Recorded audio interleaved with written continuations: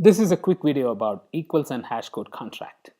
The contract basically says equal objects must have equal hashcodes.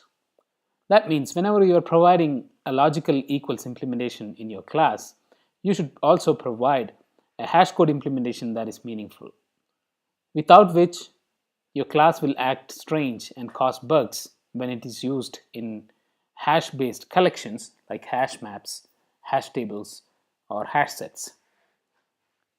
So given that, it's very important that you provide a meaningful hashcode API as well when you provide an equal method implementation. So this was popularized by George Block in his famous Effective Java book, and he has discussed it very clearly in his book. So if you haven't read that book so far, and if you're a Java developer, I recommend that book. It's very useful and it's very easy to read. So now, anyway, let us see what happens if you do not provide the hashcode implementation.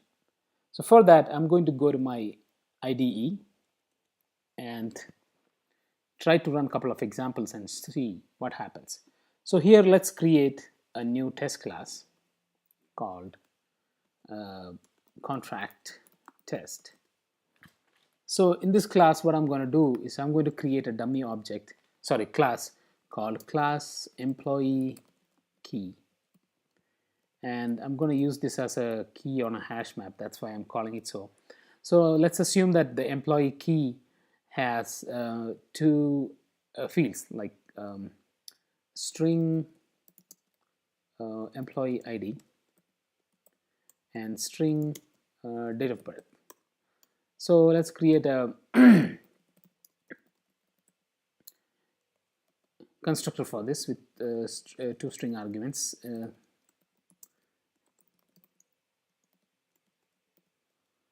So this constructor takes two arguments and assigns to its variable the ID and the date of birth equals, the field date of birth equals the date of birth.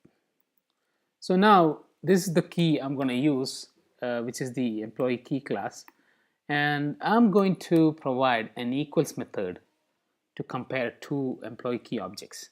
So basically the two employee key objects are logically equal when they have the same employee ID and same date of birth.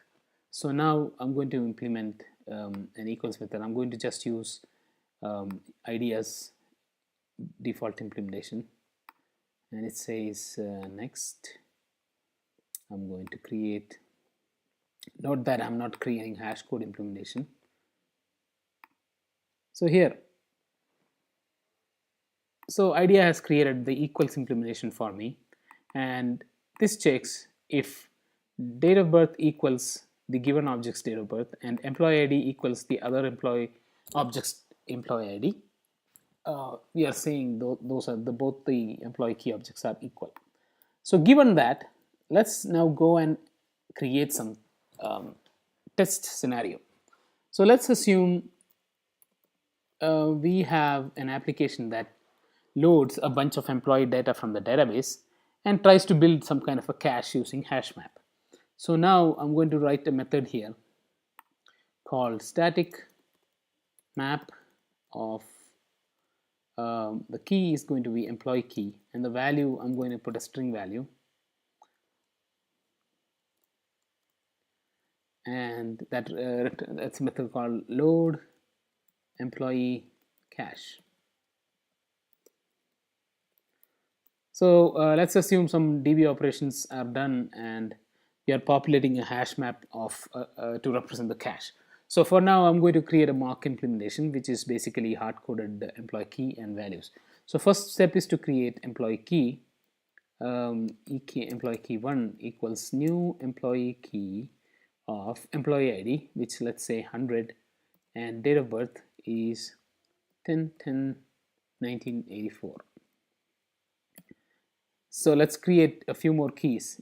Employee key 2, employee key 3, and let's add one